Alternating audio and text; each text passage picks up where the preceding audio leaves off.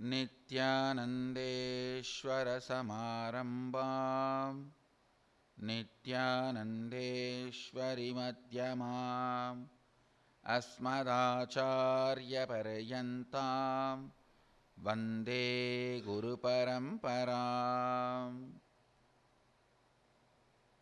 I welcome all of you with my love and respects. I welcome all the devotees, disciples, Sarvanyapeta Yajamans, Samajis, Satsangis, Shri Mahants, Kotaris, Tanidars, visitors, YouTube subscribers, viewers, sitting with us all over the world through Nityananda TV, two-way video conferencing, having Nayana Diksha all over the world. I welcome all of you with my love and respects.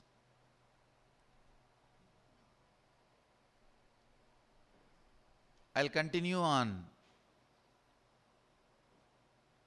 the Shanti Mantra, Shanti Pata of Kenopanishad. Please recite the mantra along with me first. Apyayantu mamangani vak pranachakshuh Shrotramato balamindriyani cha sarvani sarvam brahmaopanishatam maham brahma nirakuryam Mama Brahma Nirakarot Anirakaranamastva Nirakaranam me astu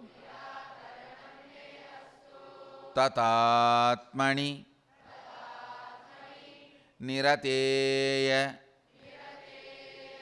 Upanishatsu Dharmaste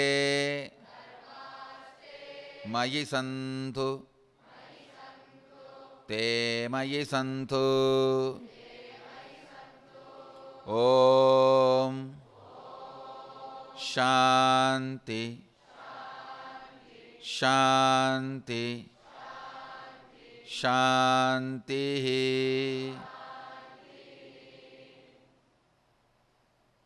I was explaining about the power of declaration.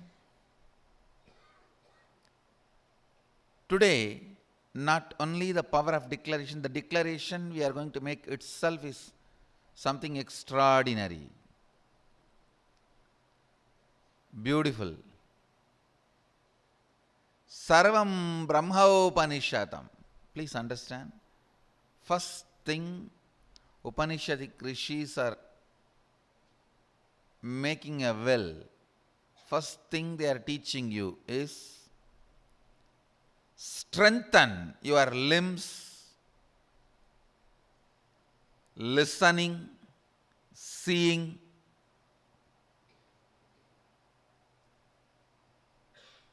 body, mind, vital life energy, strengthening all of that, create a will to mature and strengthen your body and mind. Next, Sarvam Brahmaopanishatam. Understand whatever exists is consciousness, including what you don't like in the life. People say everything is okay. Who invented this examination and office? When you are a child, you think Everything is okay. Who invented this examination? When you grow up, you think everything is okay. Who invented this office?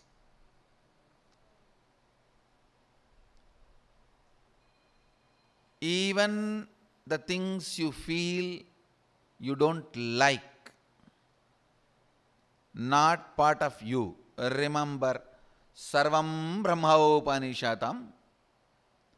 everything is consciousness. Means you made everything in your life. You made everything in your life. Understand?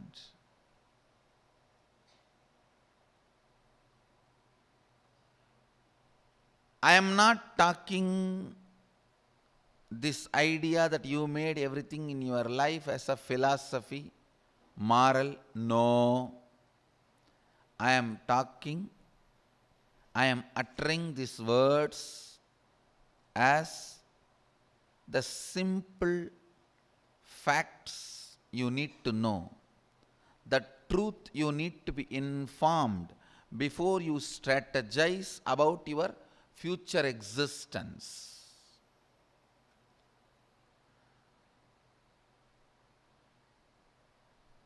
Life is all about strategizing for future existence. You exist to strategize for your future existence.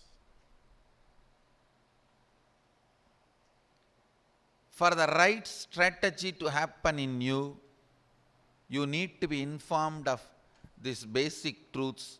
Sarvam Brahmopanishadam. Everything exists is consciousness.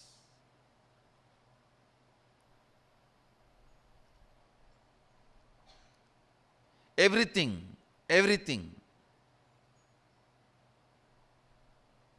exists is consciousness. I still remember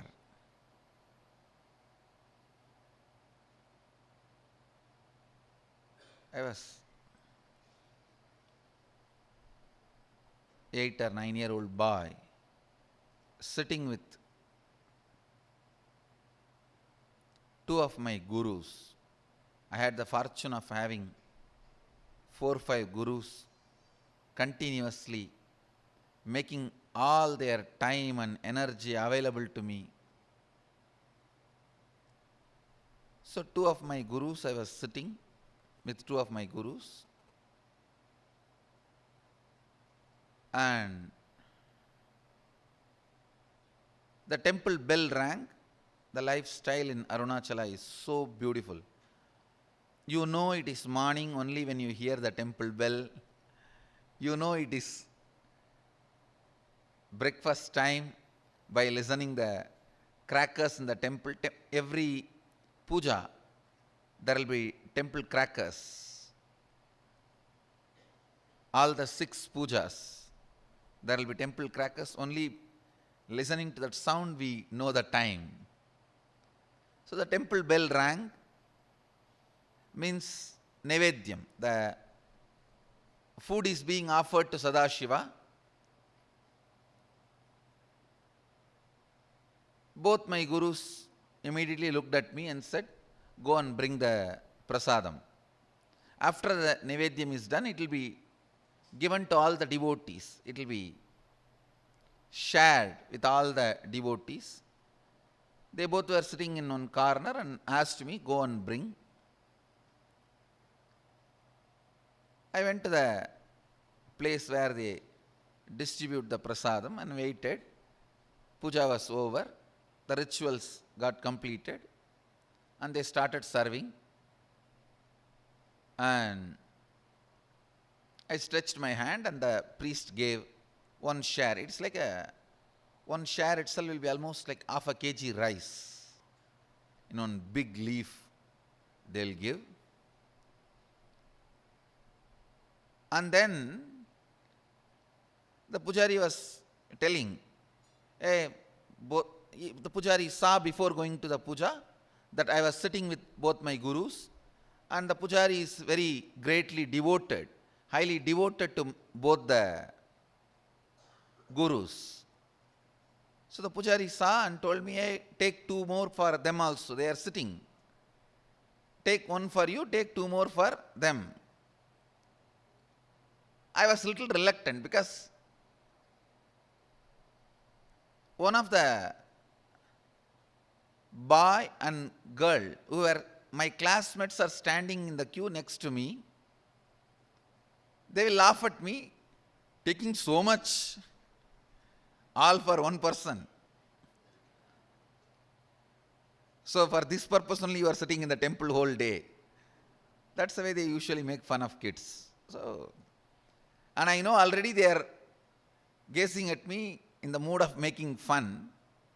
I felt little pride. I am from a big family, and again I have been told from beginning that you are from big family and you have to behave yourself like that in the public. So I told the pujari, no need, this is enough, and I brought the Naivedyam to both my gurus. They asked, hey, where is our share? Did the pujari not give? As if they both eat. Actually, both the fellows doesn't eat anything. Very rarely they will touch and put 2-3 grains in the mouth and give it to other people who are sitting with them. And I said, no, you don't eat. You eat rarely. This is more than enough for all three of us. They asked, no, did that pujari give or not? I said, yes, he gave. He wanted to give. He asked me, take two more to both the swamis. Then they asked, why did you refuse? No, behind me, my classmates are standing. They will make fun of me that I am taking so much. Am I going to eat so much? And for this food only I am in the temple. They will tease me. I don't want to get teased by them. So I brought only my portion. Till this moment they were very casual, laughing, smiling. Immediately I saw Kuppamal staring at my eyes and saying, go to their shop street and beg and bring the food. That's the word she uttered. They both own a shop. This means their father owns a shop. The same street where my father also owns shop, and the whole street is literally ruled by my grandfather. He is the head of that whole association. So I always walk in that street with the pride. I'm a grandson of this guy, And all the shop owners are either family or friends. So any shop we enter and eat anything, whether it is jaggery or dal or anything in any of the shops is free, and we'll directly go and sit. And in village actually we know literally everyone's name.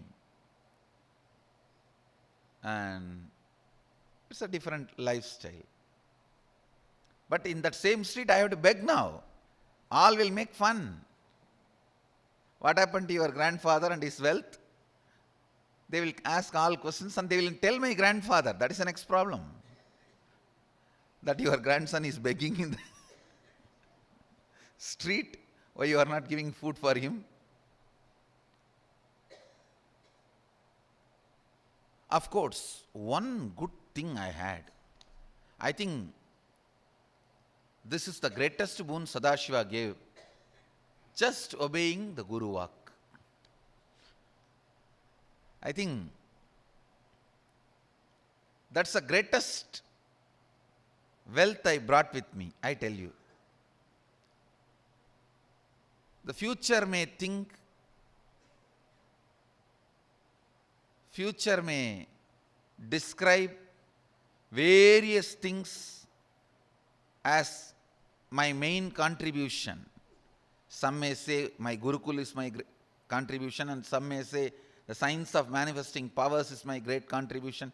Some may say science of enlightenment is my great contribution. But I tell you, the greatest thing I brought, which was useful for me, is surrender to the Guru Vak.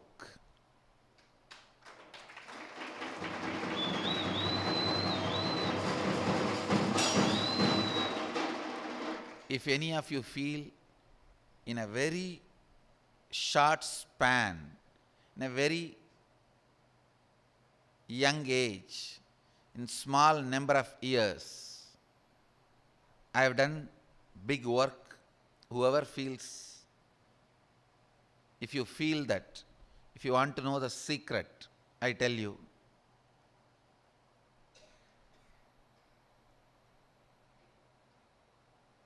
complete surrender to the Guru Vak, to the letter and spirit, that reduced lot of time wastage. The moment my Guru said, go and beg the same street, in the same shop, and bring food, I know now it is a serious. It's not casual. It's not fun anymore. It means I have done something out of my pattern or out of the context which my masters are correcting.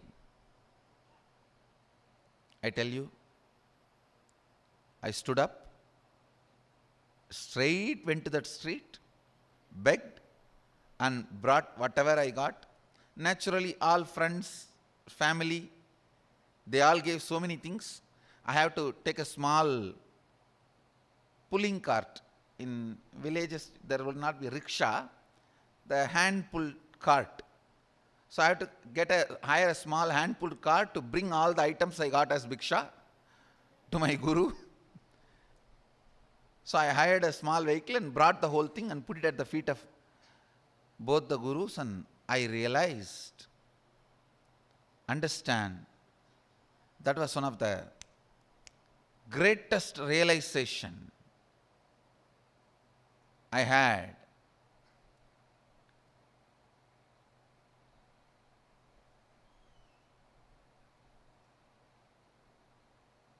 I should not be bothered about imaginary opinions of others.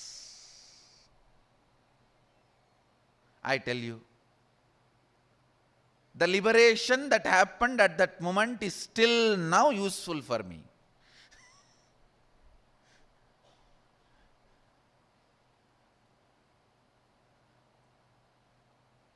Next day I had a chance to talk to both my friends. They were asking me, hey, why were you going for bhiksha in all the shops? Did you do any prayer, or is it any divine commitment? In villages we have a habit that if somebody is sick, they pray to Venkateshwara and Kuladevata, that they will go for bhiksha and bring and offer it in the undi. Still we do that. Every Puratasi month, all the Vaishnavas, they go for bhiksha and take it and offer it to Vishnu temple, and Shaivites every Margasirsha month go for bhiksha and offer it to the Shiva temple. They asked, when both the friends asked me that, hey, did you have any prayer? Why were you begging? In the mind I was thinking, only you fellows are responsible for my begging. And only now I understand, you guys did not even have the idea which I was thinking you guys will be having. Understand, if you understand this one truth, the amount of time you are wasting in your life without moving towards your goal will be cut 80%. I am telling you.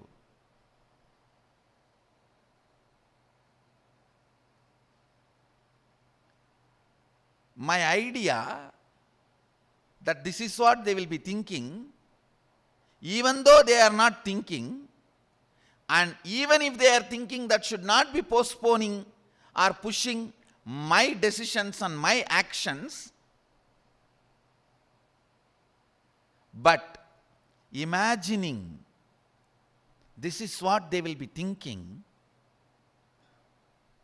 and not doing what I am supposed to do. Please understand, this is one of the most powerful, sickening patterns in which all of us are stuck. Sickening pattern. Yes, if I worked on completion, I myself would have got out of that pattern, but when I am 50, fortunately, I had that implicit surrender to Guru Vak. It only took 50 minutes for me to get out.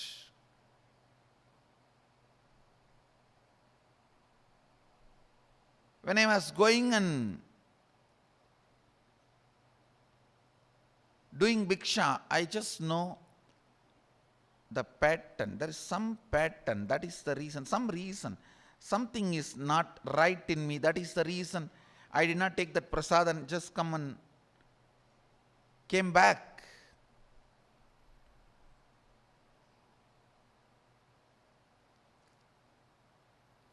Not taking the temple prasad and coming back is too small act. It's not a big thing. And if they just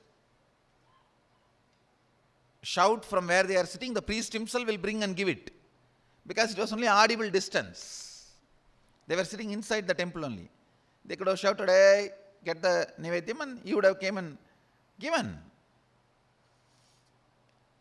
The act is too small, but they know the reason is too bad.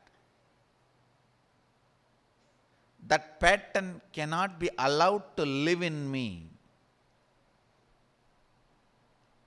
Guru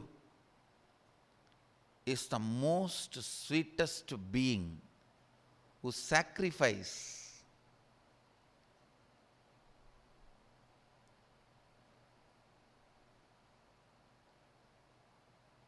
everything just to get you out of the exact patterns where you are stuck.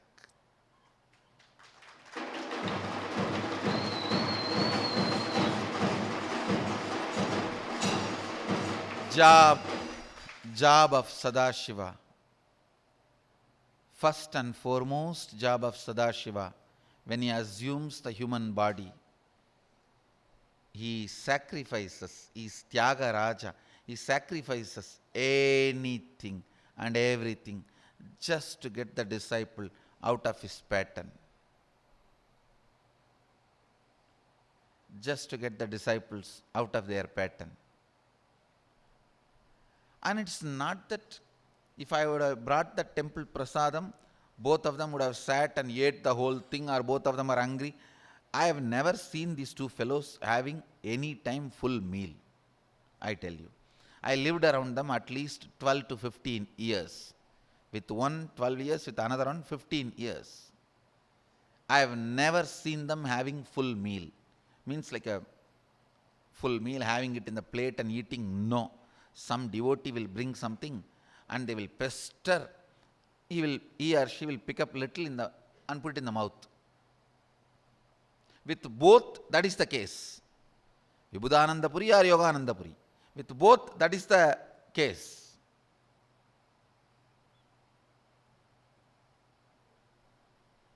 It's not that they want the food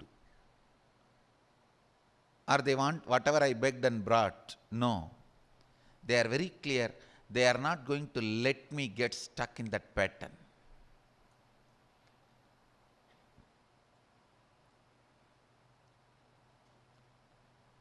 That one completion is responsible for my swatantratva, the freedom I carry from public opinion.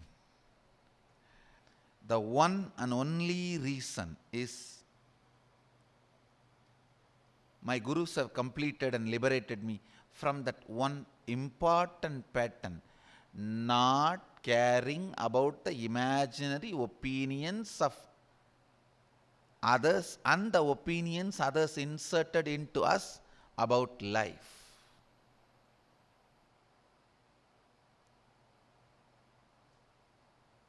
About life, about right, about wrong, about living, about consciousness, even about your life and death. You carry so many stupid ideas from people who are stupid by themselves. Who are stupid by themselves, their own existence, they are stupid. But the ideas they vomited, you carry on your head.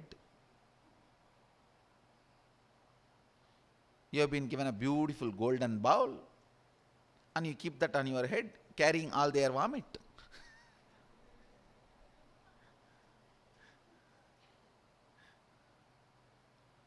Wash the bowl.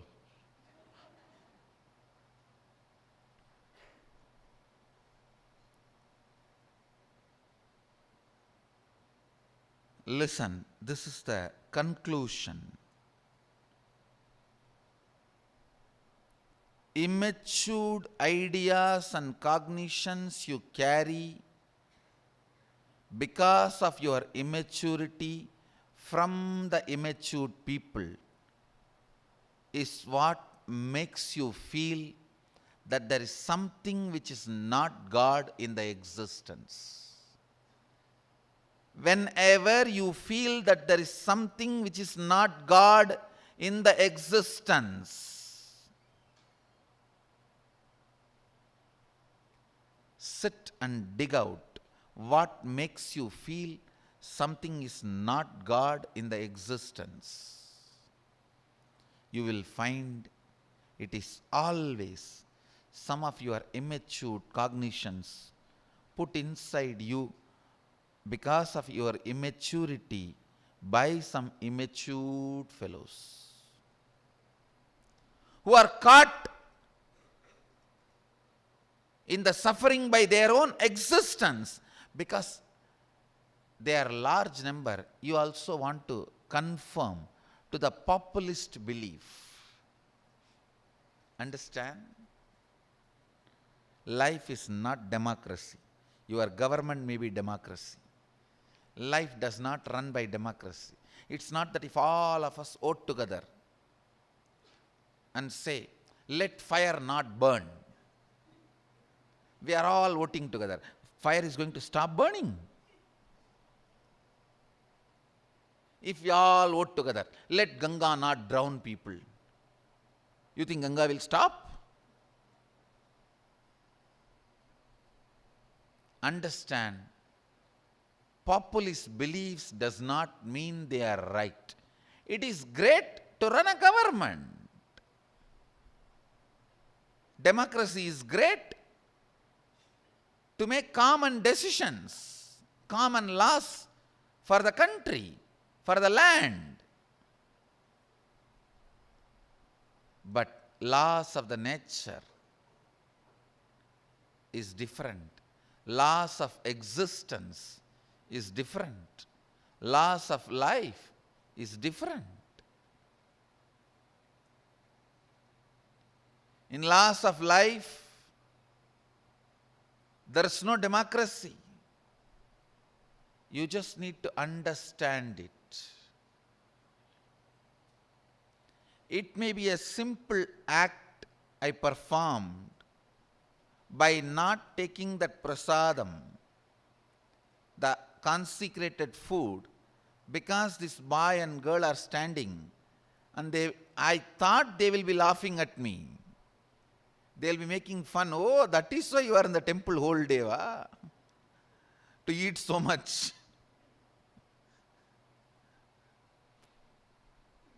And I walked away from the queue just with one share, The act may be small, but the context,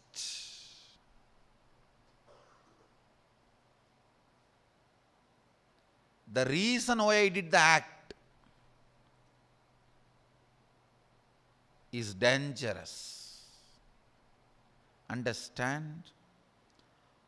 All the great things of the life you miss only with the stupid small patterns. It is not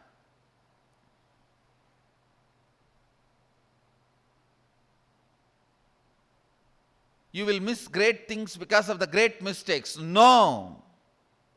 I am telling you from the existential experience. You miss great things only by small mistakes. You miss the life just by tying 3 knots. It's a small mistake, not great mistake.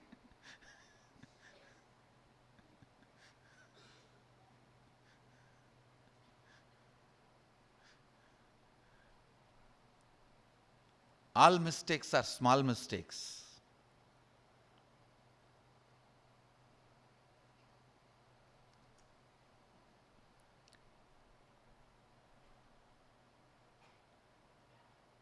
I want this to be one of the important lessons for our Gurukul syllabus. All the Gurukuls, weekend Gurukuls and full-time Gurukuls, residential Gurukuls, take note of this. Every seeker, whether a child or adult, every seeker should be taught this truth.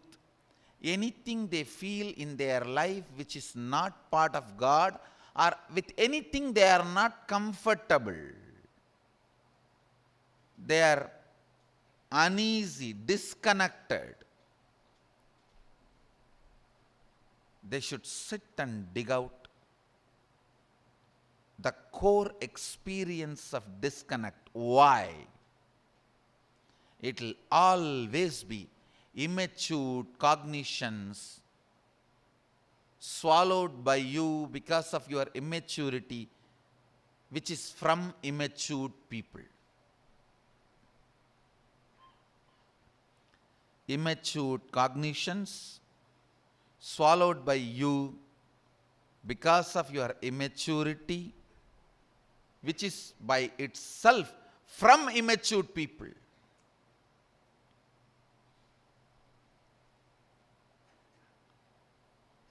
Being completely comfortable, flowing with everything and knowing all the existential flow and law, yama, niyama. When you know the flow, that does not mean you will try to break the flow. Even though you have a power to break the flow, you are so beautiful to flow with everything. First and foremost thing you need to do in your life is Sarvam Brahmopanishatam. Everything is consciousness. God. With anything I am not comfortable, let me dig out why. It will always be immature cognitions put inside you because of your immaturity by immature people.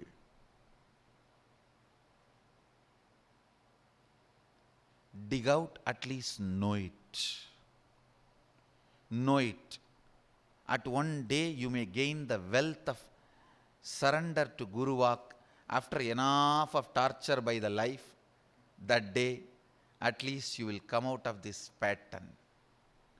I tell you, the greatest wealth in the life is surrender to Guru Vak, because that comes after being beaten enough. Only if you have been beaten enough, that comes.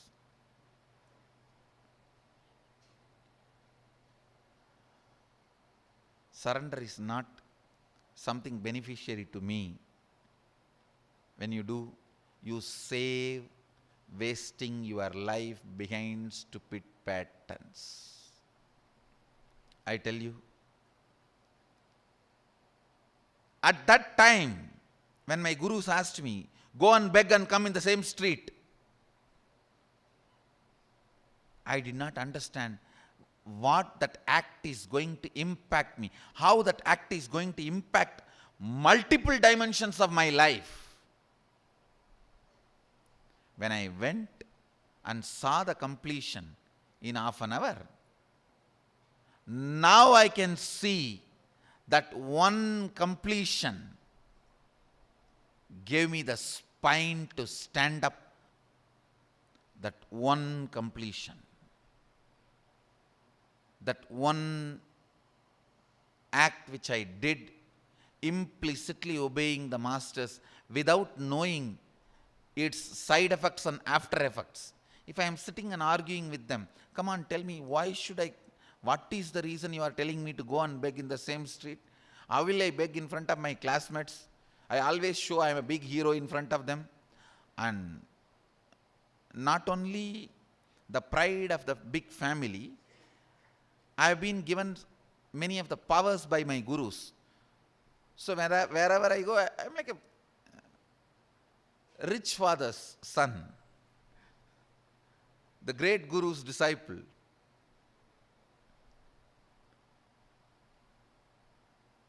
Respected even by my classmates.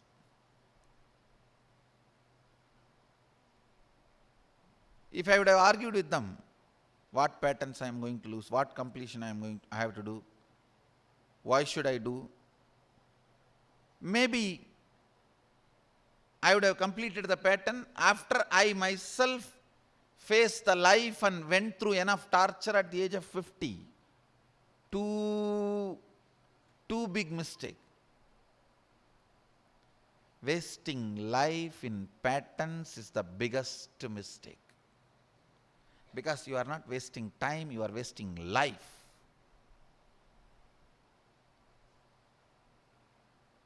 After 50, if I come out of one pattern, then what about the second pattern? That 90. Third pattern?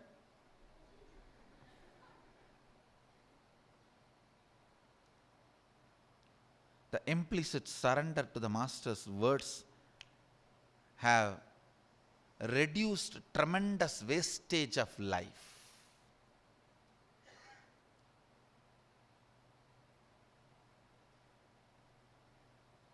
Money saved is money earned. Time saved is time earned. Life saved is life earned.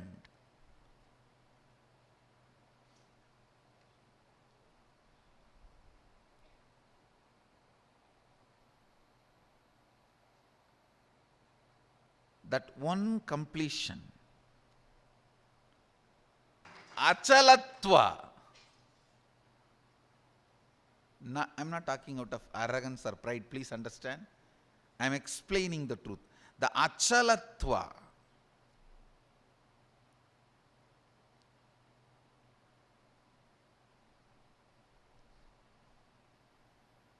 this achalatva is a gift from my both gurus, from that one incident, that completion.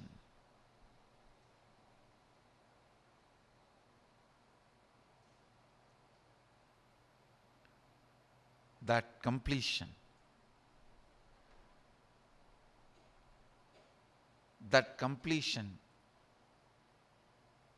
liberated me from the cognitions, immature cognition of being bothered about the immature opinions of immature people, which may not even be there. Actually, next day I was shocked when they both asked me that question, because I was thinking you guys will mistake me. That is where I have done a blunder and I have done begging finally. You guys did not even have that idea. That is what you will be thinking about me.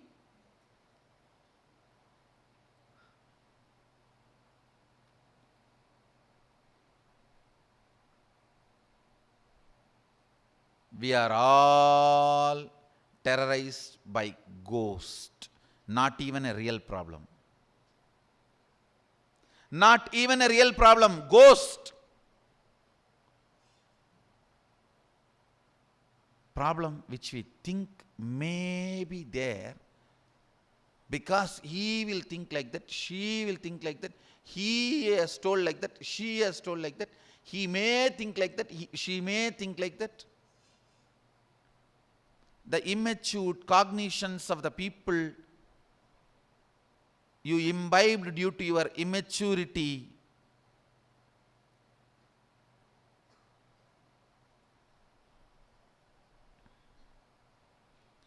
immature cognitions of immature people you imbibed due to your immaturity.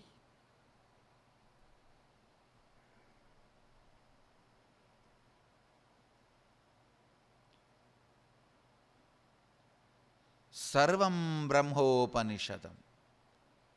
This should be the basic lesson for all my Gurukul. Sit, analyze,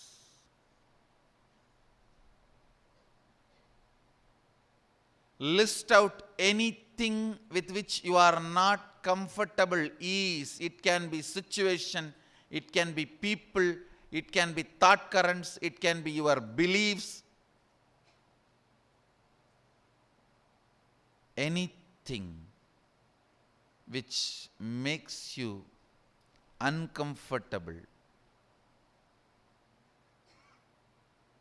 When you dig out and understand, it is immature cognitions of immature people swallowed by you because of immaturity. Suddenly those immature cognitions will lose power over you. When you disrespect your incompletions, they will lose power over you. The moment your respect for your incompletions is lost, your incompletions loses power over you.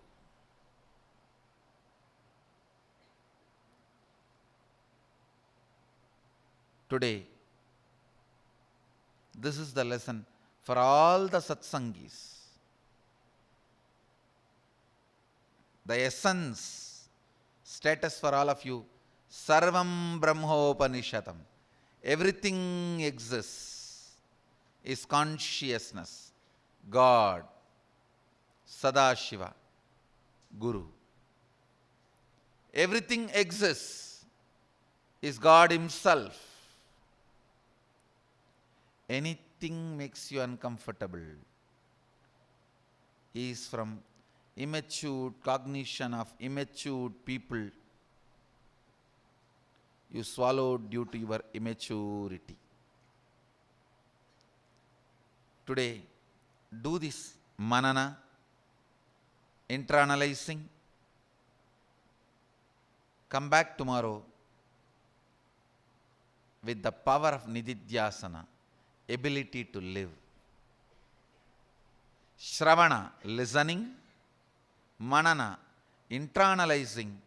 Nididhyasana, ability to live, ability to manifest.